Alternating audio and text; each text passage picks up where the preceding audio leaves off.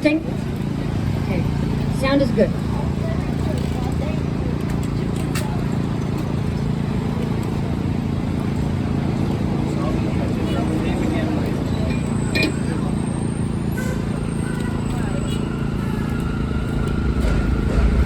Could the elected officials and community leaders please join me here?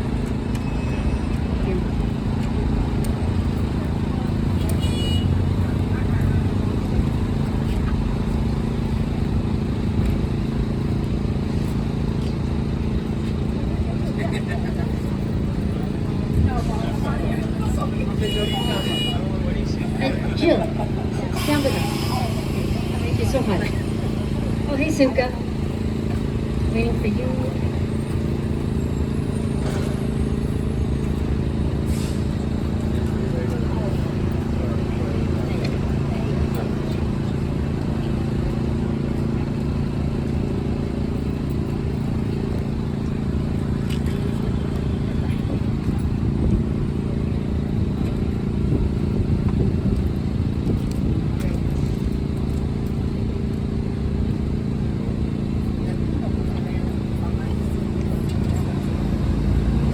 Good morning.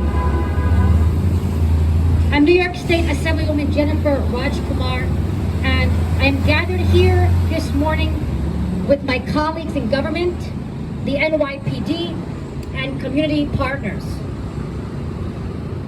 Along with our esteemed local officials and police captain, we have high-level representation from the office of Mayor Eric Adams.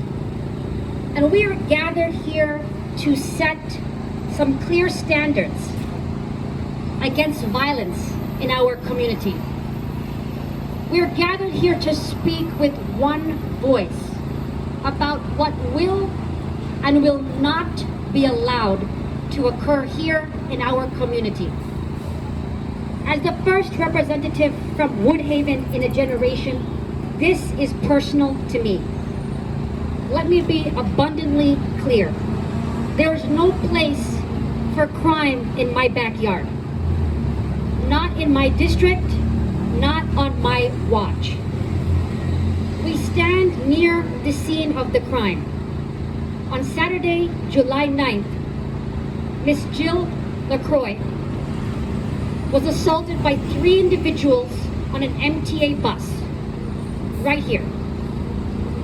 Miss LaCroix was brave and gracious enough to join us today because she cares about her city and she cares about this happening to someone else. Thank you, Ms. LaCroix. The perpetrators of this violent assault are alleged to have made racial slurs against Ms. LaCroix, and this assault is now properly being investigated by the NYPD. We stand together to condemn hate crimes of any form. Hate based on anyone's race, religion, or ethnic background is un-American. As New Yorkers, we embrace difference. As Americans, we know that we are all in this together, sharing a collective destiny. No matter your background, in our city, you should be safe on the streets and you should be safe in public transportation. The NYPD has reported a 100% increase in hate crimes. Anti-Asian incidents have jumped 361%. Anti-LGBT cases are up 193%. And cases against Jewish people are up another 51%. And just this past weekend, a Bangladeshi man was attacked outside of his mosque, right here in our district. We stand together today to put our full force against this epidemic of hate. I propose a framework of 3 solutions. Number 1, we work with the NYPD on intelligent, common sense solutions towards crime. That begins with supporting our brave NYPD, New York's finest. I want to thank the commanding officer of the 102nd Precinct, Captain Jeremy Kivlin, for standing with us today, as well as his representative. Let's give him and our NYPD a round of applause.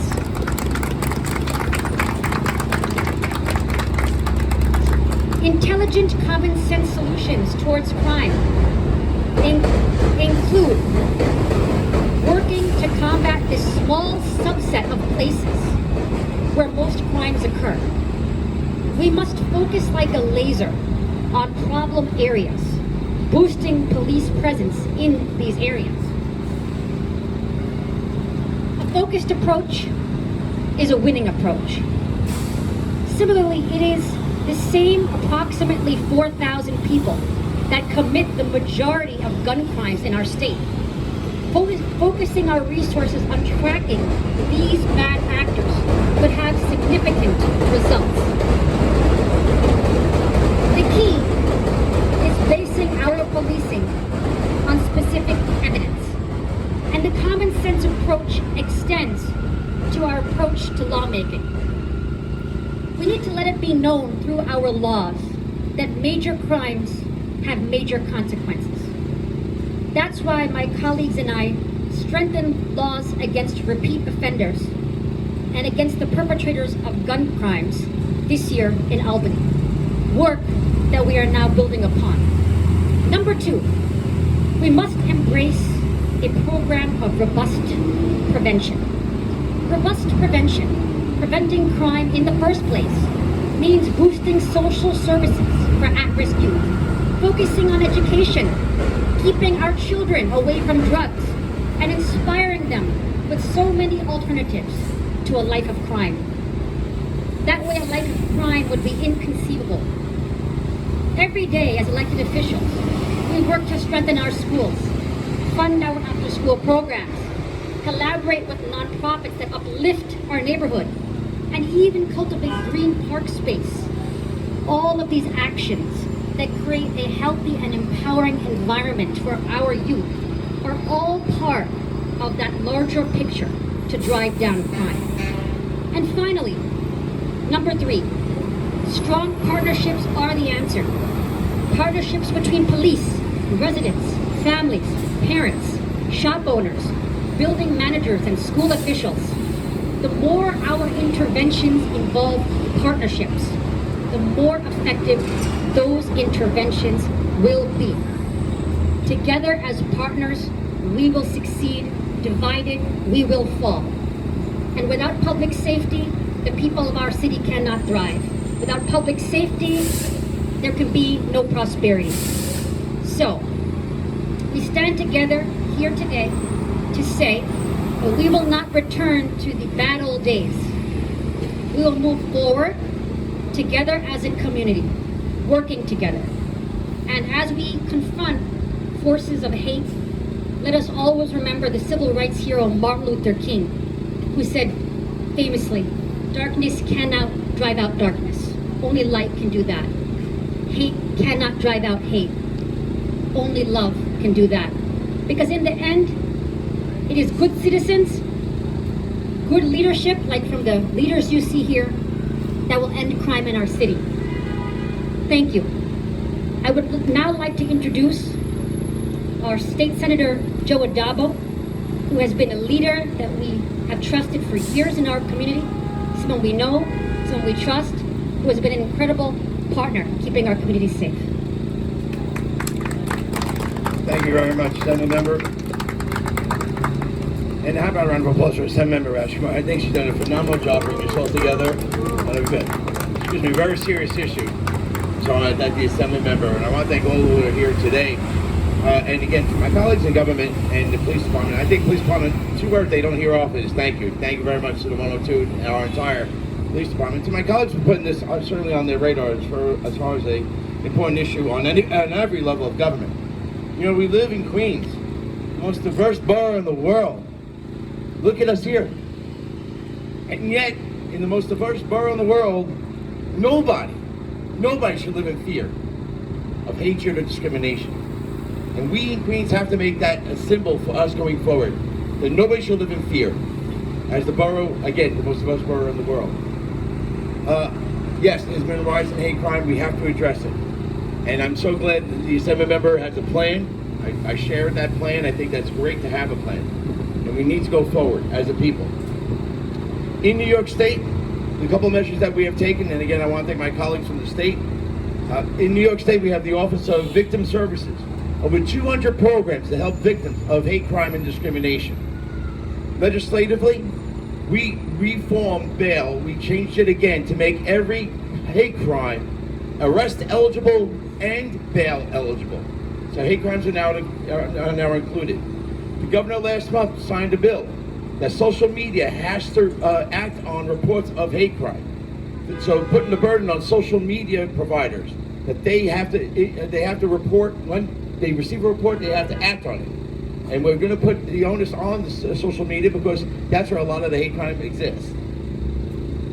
In our budget, $16 million for security for locations that are prone and have risk of hate crime. 205 organizations have received grants from the Securing Communities Against Hate Crime programs. $25 million for services and benefits for victims of hate crime. And the one that I really like a lot, Hate and Bias Prevention Unit. They focus on community outreach and going into our schools because it is about early prevention. It is about preventing the act before it occurs, the hate crime before it occurs. So the prevention measures that the Assembly member mentioned is a very important, critical part of the plan of attack against hate crimes. And that's what we need to do. We need to act. No words, no talking, but act. ACT. A, awareness. We all need to be aware in our schools, in our workplace, in our communities about, yes, hate crime exists, discrimination exists. So we have to be aware. C, a collaborative effort. Look what's in front of us. Community, police, elected officials. Everybody working collaborative effort together to go forward. And T, tackle this issue. To target these criminal activities and tackle this issue. Act. We need to act, not react, but we need to act and prevent these hate crimes and discrimination from happening in our communities. Thank you very much. Thank you, Senator. I'm joined by my colleague in the State Assembly, Ave Woodhaven, who has been a great friend to the many diverse communities all over Queens. Thank you for being here, Assemblyman Woodhaven. Thank you, Jennifer, for bringing us all together. And thank you, the 102nd Precinct, for being vigilant and so responsive. And we have a good partnership with our local police department in this area. I represent a very diverse district adjacent to this. And, you know, crime has no place in our community, but certainly hate has no place in our community. And that hate can be against our very diverse ethnic communities, but as in this case, it can also be against being white. There's one set of rules for everybody, and we can't have any form of hate based on how someone looks, whether they are an immigrant, whether they speak a foreign language, or even if they're white. And in this particular case, I want to thank the victim, Jill, for coming forward. It takes a lot of courage, and I know, I think we're probably going to hear from you. Are we going to hear from you? But, you know, we're all here to say we have to unite anytime we have any kind of violence against our community, but certainly when that violence is precipitated by statements of hate or statements against someone's race, religion, or any other protected class. So again, thank you, Jennifer, for bringing us together. Hate crimes have no place in our community, and it's so important that we all come together anytime hate rears its ugly head. Thank you.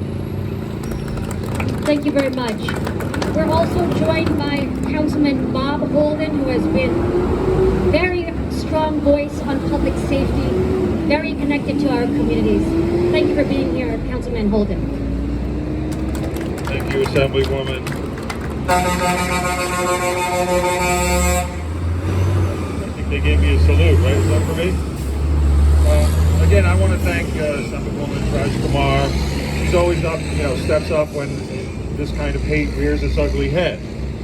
But it's going to keep happening, folks. I'm sorry to say that.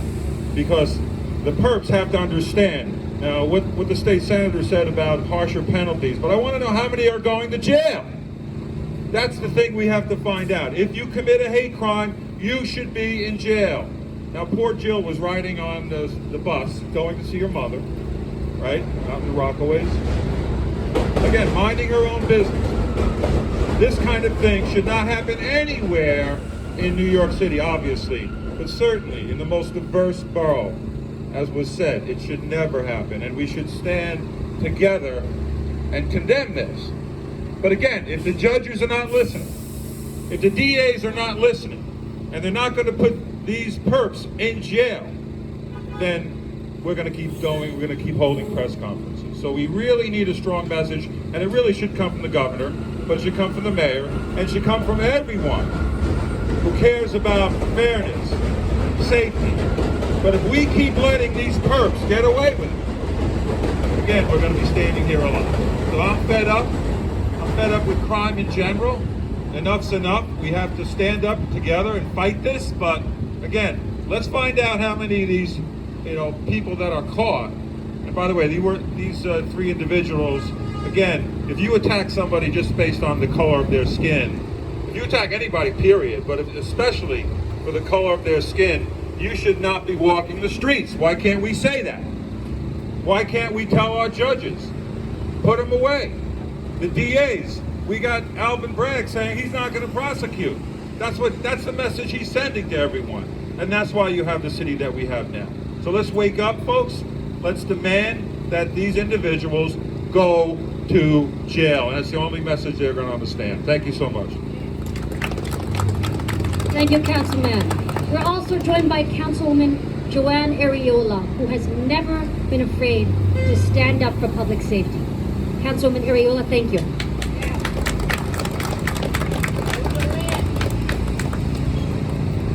Thank you, Jennifer, Assemblymember Raj Kumar, for putting this together, and thank you for my colleagues for standing here. But Jill, please come and join me. Here's Jill, who got on a bus to go to the Rockaways, minding her own business, to see family. And she was the victim of a crime. The crime committed by three cowards. Three cowards who preyed on someone who they felt was vulnerable. But attacking her wasn't enough. They had to yell racial slurs at her. The Sikh man who's going to the Gurdwara, thinking about his prayers, are being attacked, vulnerable, attacked by cowards.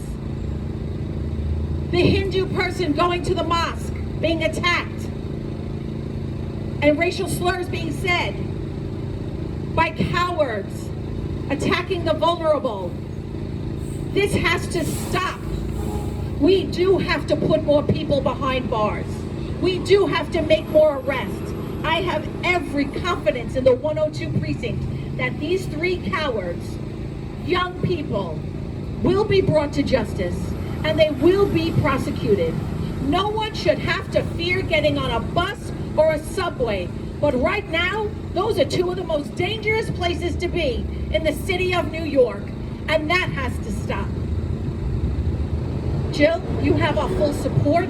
We will do whatever we have to make sure that public safety remains a top priority and make sure that it's heard from the gubernatorial mansion all the way down to the council chambers. I am happy and blessed to know that you are okay to stand here with us today. Thank you. Thank you very much. We are also joined today in our community with representatives from the office of the Mayor, Eric Adams. The Mayor has famously said that public safety is the prerequisite to prosperity. There can be no prosperity without public safety. He's also been working to take thousands of guns off the street. So thank you so much for being here today. I'd like to call up Deanna Logan, Director for the Mayor's Office of Criminal Justice. Good morning, everybody. Thank you very much for having me here. Assemblywoman, thank you for your leadership. We are greatly, greatly appreciative of you and all you do to make sure that you represent your community. The mayor wants to be very clear that there is absolutely no place for violence, for hate, or any type of escalation to physical aggression against New Yorkers as they go about their daily lives. We in the Mayor's Office of Criminal Justice are committed to making sure that resources are in our community and that people can walk, can commute, can live safely. I'm joined by my colleague, Acting Executive Director for the Office to Prevent Hate Crimes, Hassan Naveed, and together, working with community, we are making sure that resources, that communities and that families can live in a community where they feel safe and they can be happy.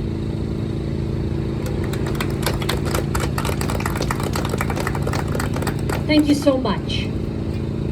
We also have with us today Community Board 9 Chair Sherry Algrado, fearless leader for our communities. Thank you, Sherry.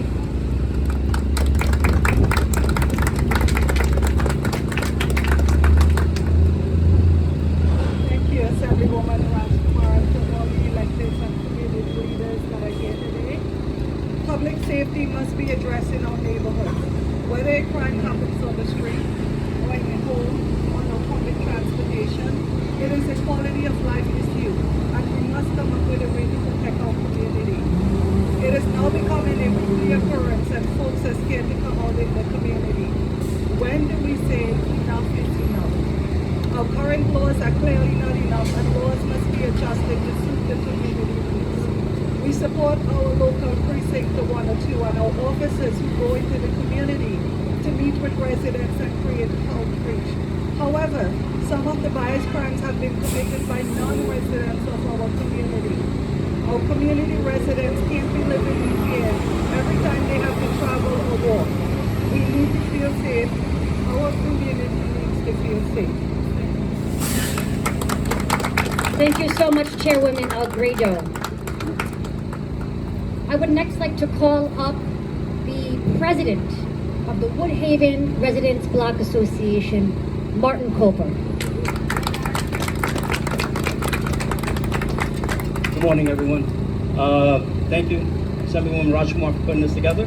Thank you to all the elected officials and NYPD for coming out for this very, very important, unfortunate situation that we have. Before I get started, I really want to apologize, to someone who's just traveling through our community.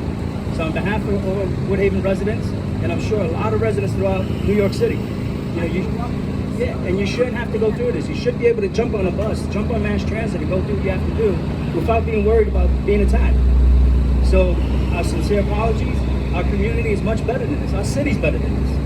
So I just want to echo what we were getting from our council members, right? And I think what it really needs to be is accountability. We need to add accountability back to our streets. I'm confident that the detectives of the 102 will catch these perpetrators. They'll do their job. But we need the DA and the judges to do their job as well. Let's not be afraid of holding people accountable and putting them where they belong so they can learn a lesson. Let's shift the fear from residents to troublemakers. We need to be able to go through our communities and feeling safe, feeling like we can just go about our day without being attacked, without being shot at, without having our homes, being part of a crime. This is getting to be ridiculous. And unless we step up as a full community and support our elected officials, support the NYPD on making a change in our streets, we're gonna be back here again. So please, support anyone I put out there the other day. If you have any information on this, reach out to the 102. Let's hold these 3 women accountable. Let's make sure that we send a clear message. We're not gonna allow this to happen again. Thank you. Thank you very much, Martin. So we have representatives of COP CP here. I'd like to thank the COP CP for their tremendous work for our community.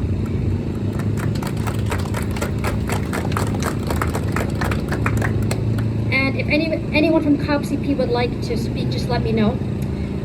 But before that, we have a great leader of our community, president of Our Neighbors Civic Association, and an incredible all-around leader, Joe Corona. Thank you, Jennifer. Thank you for inviting me. Jill, I'm sorry this happened to you. When I see you, I see my sister, my mother, my grandmother, you know, and 3 against 1, and you look pretty good, I have to say.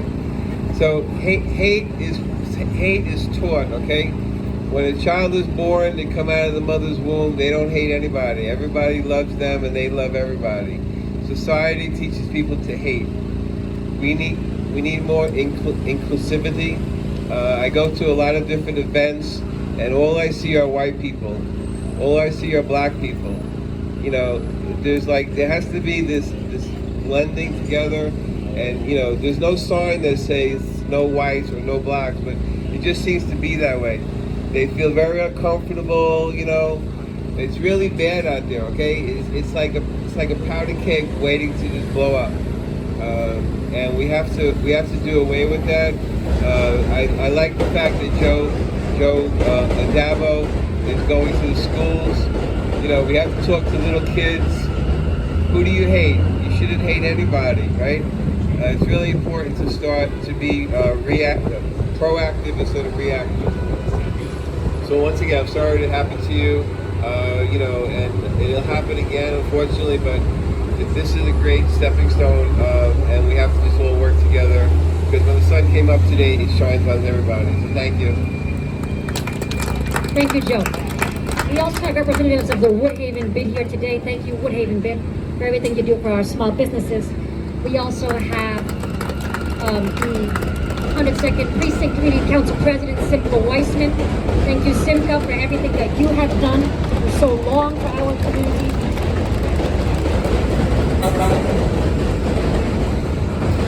The youth are our future, and it's our obligation to protect the youth. And we have with us today a very smart, intelligent, young person with a bright future, an intern in my office, Julissa Velasquez, who would like to say a few words.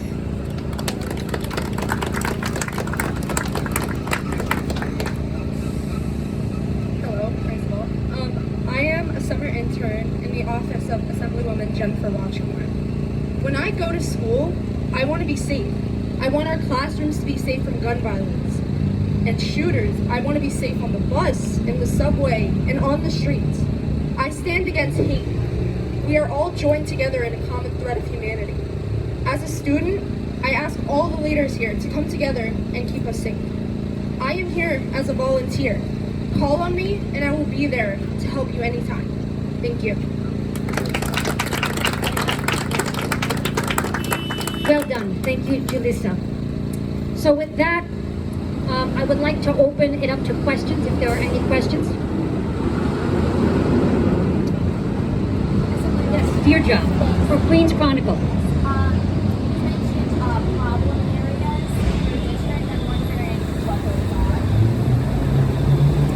So there are problem areas statewide and yes, in my district.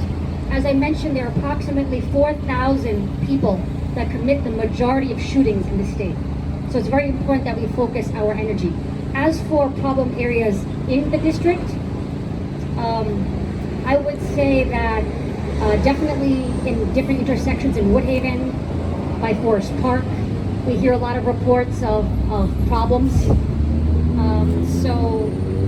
Even really right around where my office is, Jamaica Ave, Woodhaven Boulevard, Park Lane South, we had a shooting just a block away from the office. And within that span of 3 blocks, several incidents have occurred. So I would say places in Woodhaven, by the park. Would anybody else here like to give their 2 cents? I think, to be honest, I think it's a citywide thing, right? And it's because there's been a shift from the new administration, which I think we're going in the right direction, but it's been 8 years of a shift from accountability to no accountability because we don't want to put people in prison, right? But people have to be held accountable. Fix the process, don't make it worse. So it's not just the Woodhaven thing, it's not just in this district. It's a city issue. Absolutely. And, you know, Bart and I have been working together on specific problem areas in Woodhaven. At one time, Jamaica Avenue and 86th Street was known for an area where gangs would congregate. But yes, it is citywide, and you know, it's Ozone Park. Just recently, this past weekend, there were reports of a Bangladeshi man targeted outside of his mosque. As you know, it's also in Richmond Hill, where the Sikh community has been suffering attacks. But you know, the robberies have been up by about 50% this year. And so this is of grave concern. Any other questions? Sorry, Jill, sorry to ask you this, but could you describe the attack for us? I don't think that she wants to do that right now, but maybe you could talk offline later.